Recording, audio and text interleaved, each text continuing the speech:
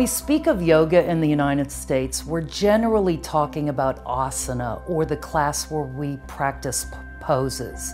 So yoga, actually, there are 8 limbs. Besides doing the poses, there are other limbs such as breathing, meditation, sense withdrawal, concentration, focus, and so on. So yoga is really more of a lifestyle than it is a workout. In the United States, we tend to make everything physical a workout. Yoga is more a work-in. It's a healing art. Exhale, bend the knee. Inhale, straighten the leg. I'd like to thank the Alignment Center for giving us the space in which to hold today's free yoga class and event. And I'd like to thank New Moves, the not-for-profit organization which sponsors this series of free yoga classes. All my life, people told me 2 things: that I should stop thinking so much and that I should remember to breathe. And it used to drive me nuts when they would say that, because I was not breathing, I was tense and I was thinking all the time. But in yoga, I breathe and I stop thinking.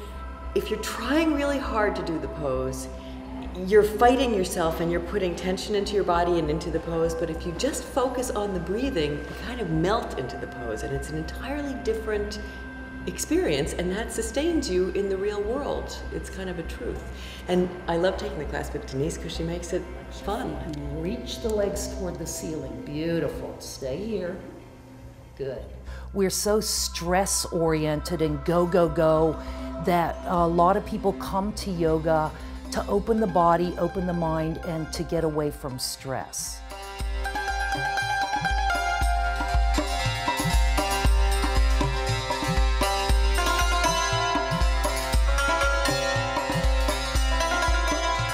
Two big fundamentals are the breath and grounding.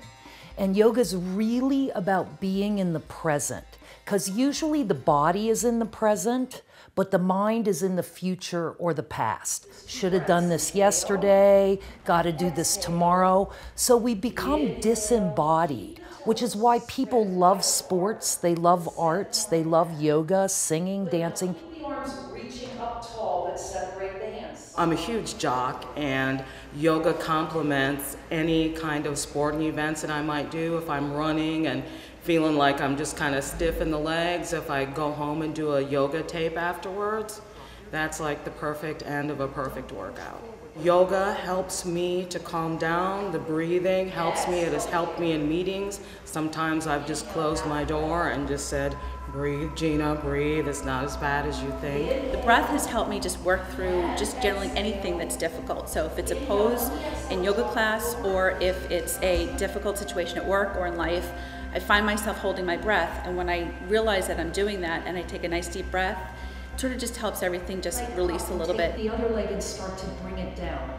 A lot of times when people first come to yoga, they're all concerned with, am I lifting my leg high enough? Or do I look good? Is my body in the right shape? But that's on the outside. And prana and breath actually happen on the inside. Sitting up, buttocks on the heels. The breath not only affects your mind or your emotional state, it affects all the systems in the body.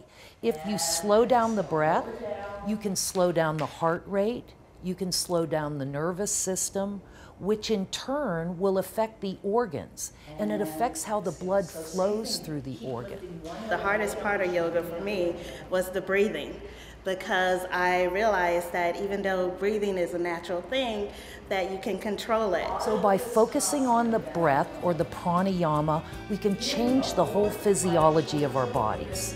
It's the role of the teacher to keep the student in the breath as they're going through the movement.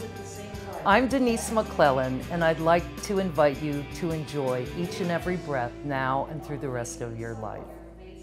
Okay.